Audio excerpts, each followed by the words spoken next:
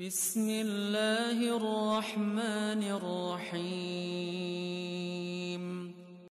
صلى الله وسلم على النبي سيدنا محمد وآله وصحبه.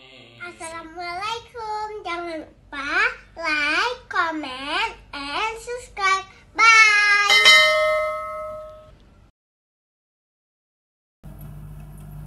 Bismillahirrahmanirrahim. Assalamualaikum warahmatullahi wabarakatuh.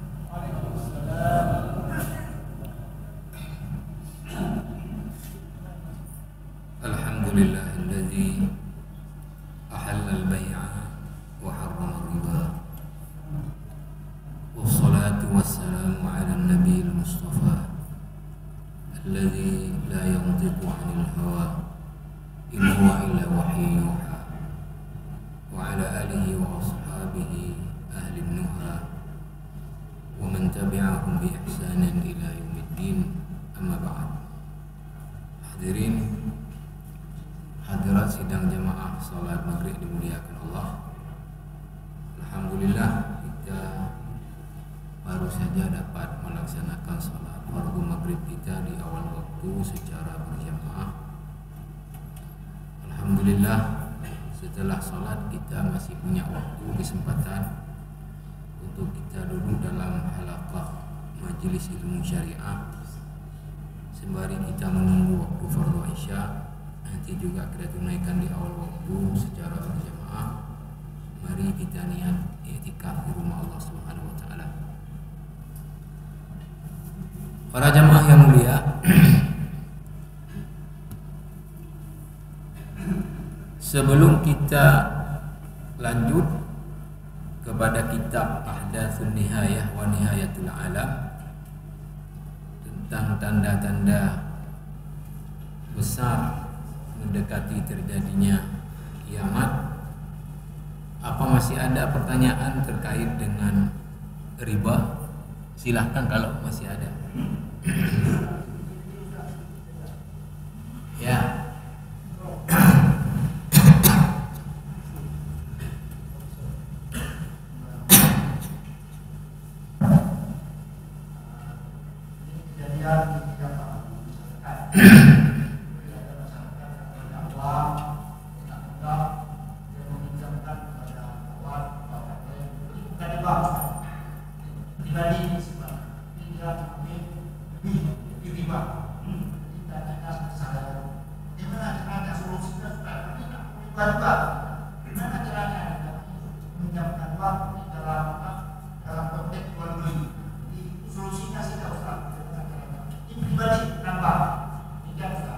Ya, pertama ingin kita pertegas bahwa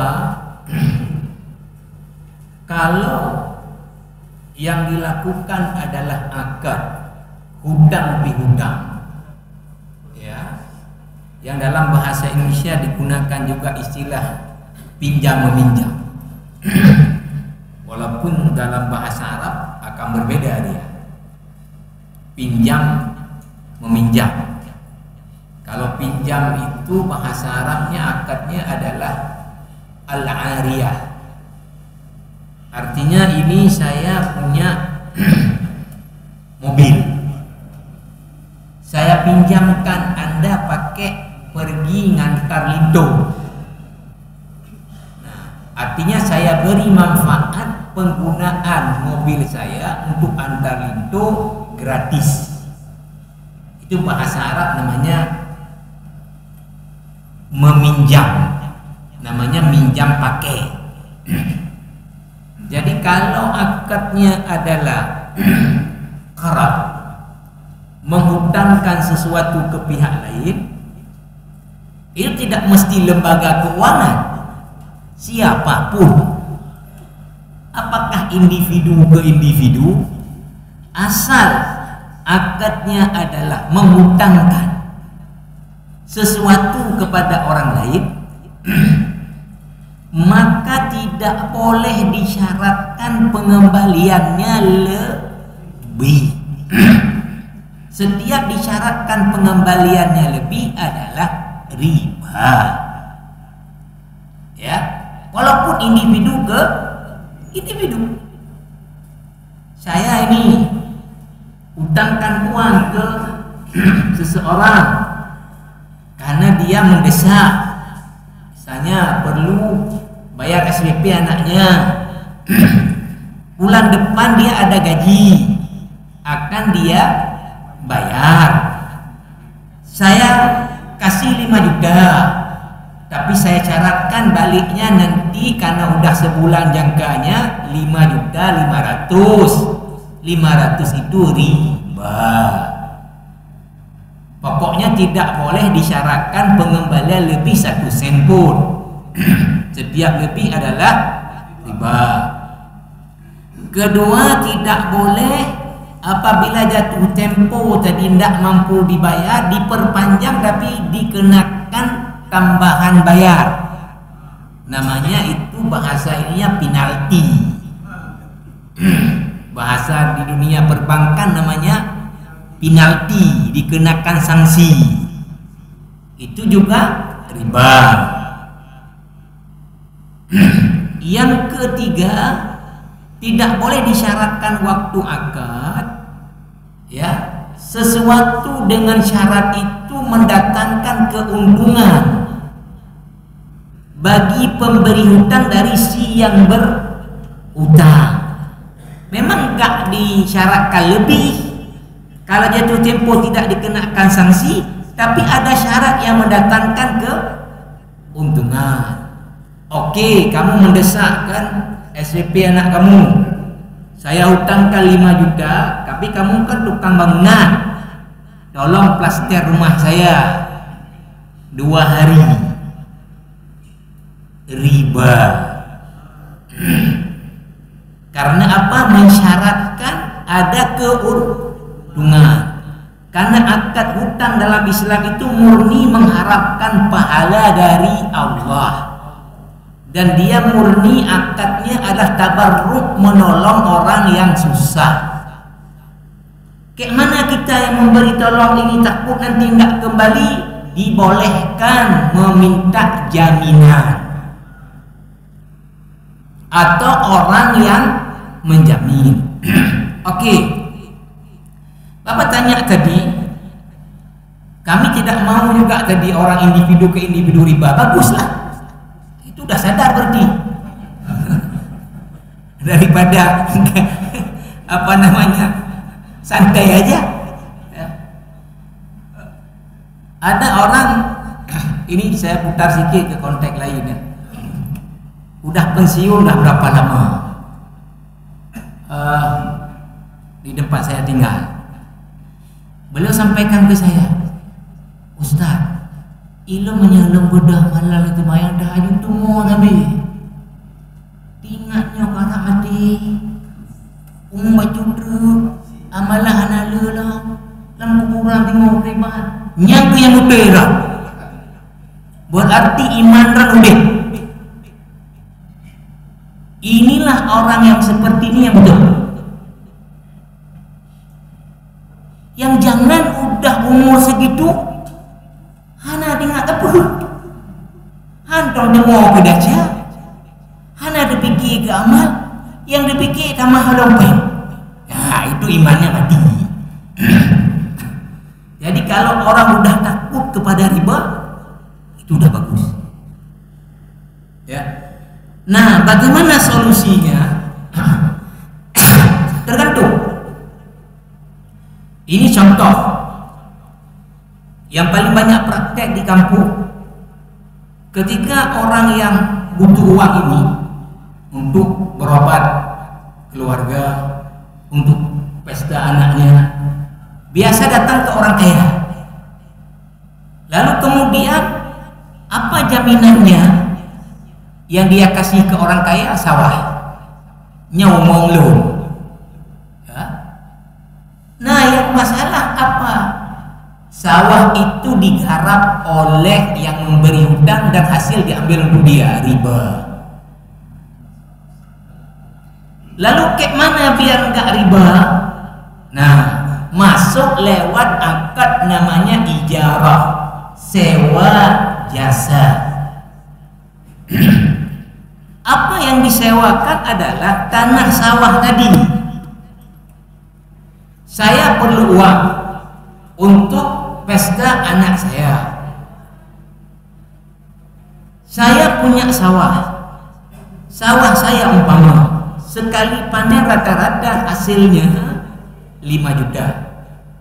Sekarang dalam setahun karena ada irigasi minimal 2 kali tanamnya dan panennya. Berarti dapat setahun berapa? 10 juta. Berarti saya sewakan ke bapak sawah saya dalam masa 2 tahun 10 juta.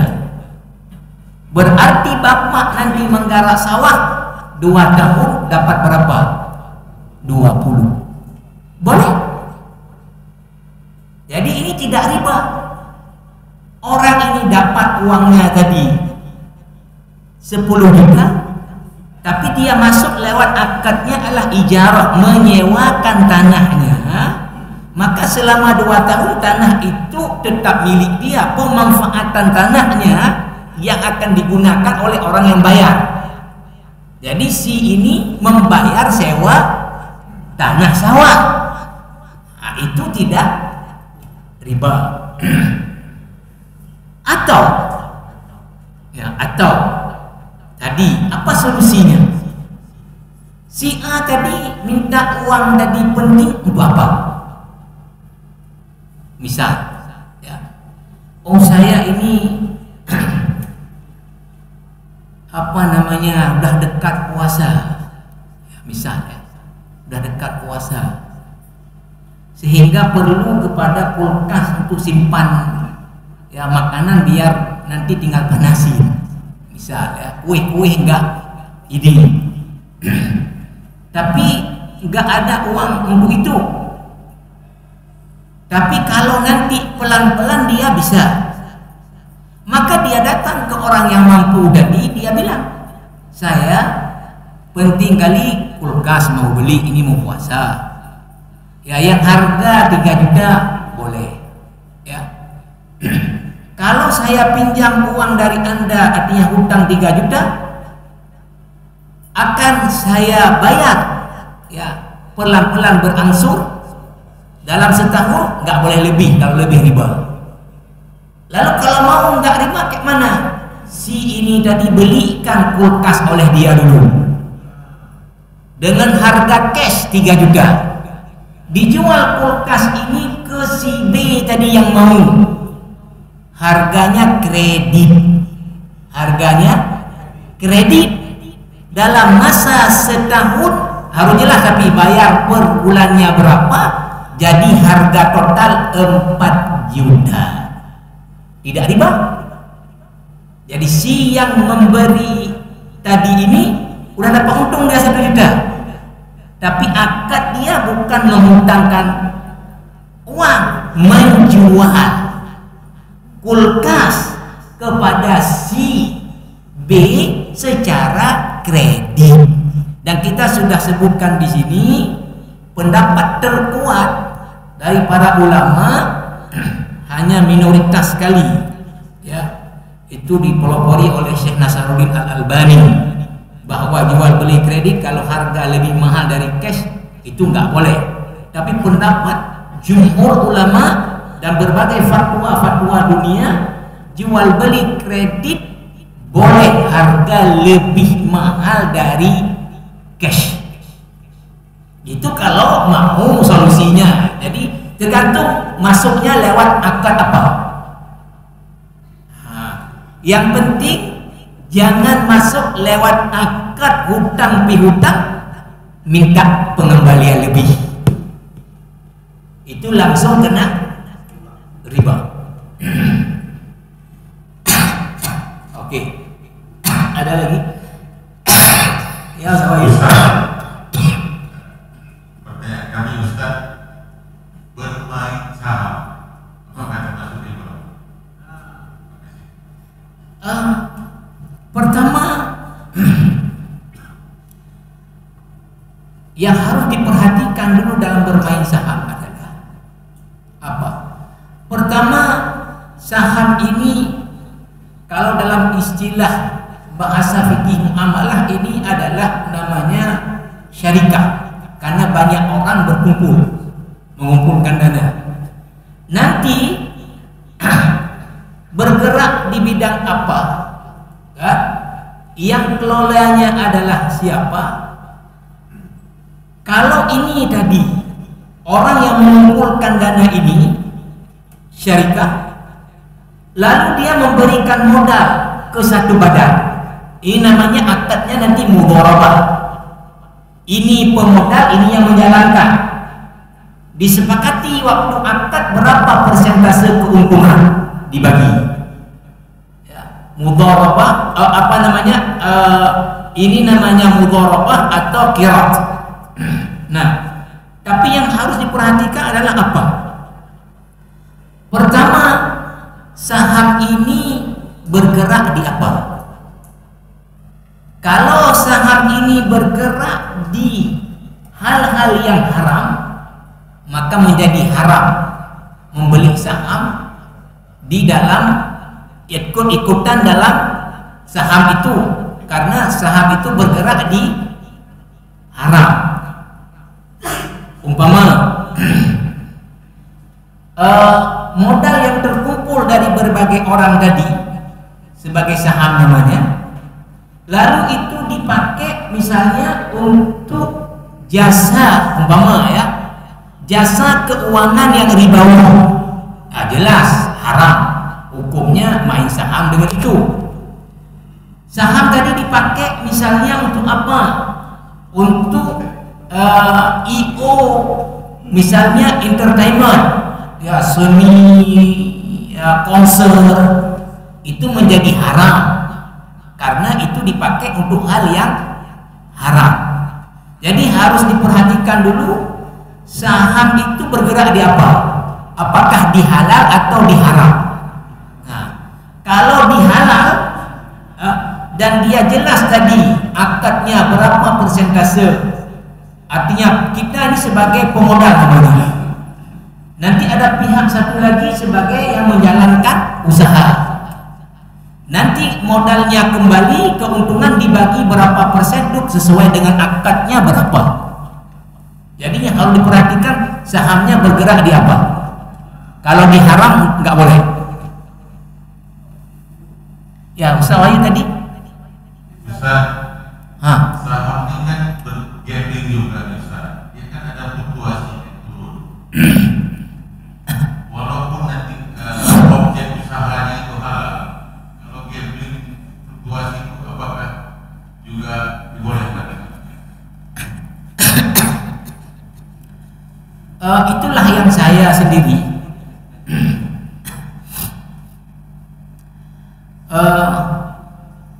kemarin yang hadir di acara DMI, seminar tentang memperkuat eksistensi perbankan syariah di Aceh. Saya ingin ada ruang tanya jawab karena saya setelah membaca kitab fikih itu menemukan beberapa ganjalan dalam penerapannya ya terhadap konsep fikih. Contoh, dalam akad mudharabah atau qirat, ada dua bahasa sama ini. Artinya satu pihak memberi modal, satu pihak lagi menjalankan modal.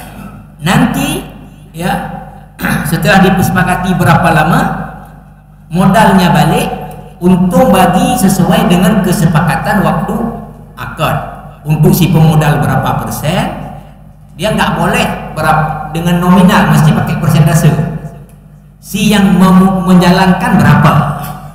Nah, ini kalau terjadi kerugian dalam fikih ya, terjadi kerugian, tidak ada unsur kesengajaan, kelalaian dari pihak yang menjalankan ini, maka dia tidak bertanggung jawab dan orang yang memberi modal tanggung jawab. Artinya apa? Dia rugi. Si yang menjalankan rugi juga, udah capek dia nggak dapat apa-apa. Itu kalau secara syariahnya. Oke. Kedua, berapa keuntungan umpama disepakati per tahun tutup buku, balikin modal, lihat untung berapa, bagi sesuai kesepakatan waktu akad. Misalnya 50-50. Oke, untung setelah itu misalnya 100 juta, 50 untuk pemodal, 50 untuk yang ini. Oh, untungnya 10 juta, 5 juta, 5 juta. Maka dia sifatnya akan fluktuatif, kan gitu. Tetapi saya yang tidak paham ini yang saya mau tanya. Nah, kalau kemarin ada ruangnya, ya. Kenapa yang dijalankan oleh bank syariah juga itu udah langsung dipatok? Enggak tahu urusan, pokoknya mau rugi mau apa, pokoknya patok terus. Dan kalau memang enggak patok, itu rumit juga sekarang. Semua orang bilang rugi. Kalau sekarang, misalnya lembaga keuangan berikan ke si A usahanya apa misalnya ya, katakanlah apa namanya kelontong, jual gede kelontong. Setelah setahun datang, hanang untung lo malah rubuh. Berarti dia ya apa namanya nggak dapat apa-apa orang yang beri, bahkan kurang lagi daripada modal dia. Mungkin mayoritas orang, mohon maaf sekarang, salah satu yang setelah saya pelajari fikih muamalah maliyah, kejujuran orang jadi masalah besar. Kalau fikih itu mendasarinya kepada kejujuran, tapi sekarang kejujuran ini masalah besar. Jadi kalau tadi tidak langsung diikat, ini modal usaha Anda, kami nggak mau tahu. Yang penting Anda per bulan ya harus kasih keuntungan ke kami sekian. Nanti tutup buku, modal balikin semua. Kan itu yang dijalankan lembaga keuangan sekarang ini. Dia tutup mata. Saya itu yang saya mau tanya juga. Kayak mana cara ya, apa namanya ya, celah hukumnya sehingga lembaga keuangan tadi langsung main veto ya.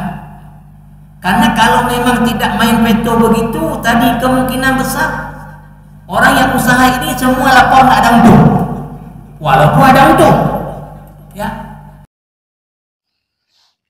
Terima kasih.